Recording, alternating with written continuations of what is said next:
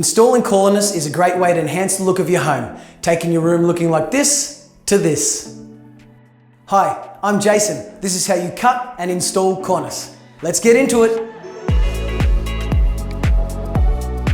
First things first, if you have removed existing cornice, you need to clean up any leftover cornice cement so that your new cornice sits nicely against the wall and ceiling.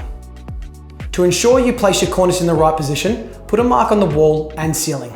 Where these marks go is dependent on the size of the cornice.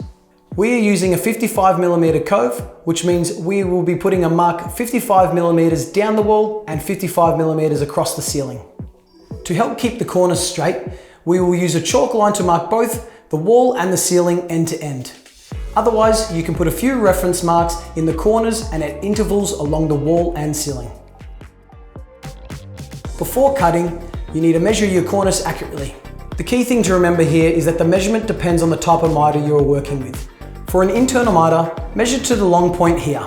For an external miter, measure to the short point here. These measurements are crucial for a perfect fit. The next thing you want to do is mark the direction of the cut on the cornice. This will help with orientation and avoid confusion. A pro tip is to always double check that mark before cutting.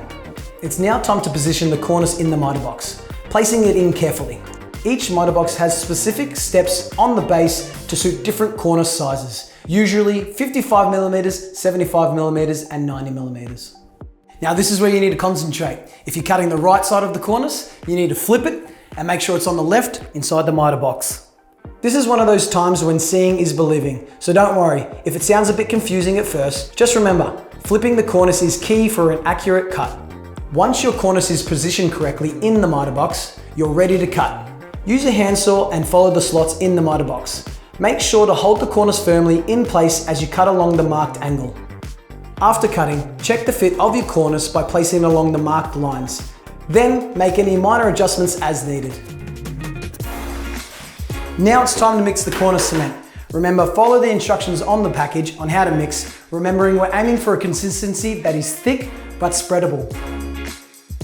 Once mixed, spread a generous amount of cornice cement along the edge of the cornice where it will meet the wall and the ceiling. A scraper works great for this, helping you get an even layer. Press the cornice firmly into place, making sure it lines up with the wall and ceiling markings. Before using screws to secure the cornice in place, keeping it steady while the cement sets. When inserting your screws, be gentle to avoid damaging the cornice. Once you have screwed your cornice into place, use a trowel or broad knife, scrape back any extra cement and fill in any sections or holes. Then, after a few minutes, use a damp sponge to smooth off and clean the cornice. By doing this, you'll achieve a smooth finish.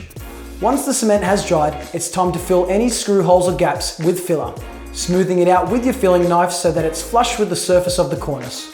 After the filler has dried, grab your sandpaper and lightly sand over any rough patches or excess filler.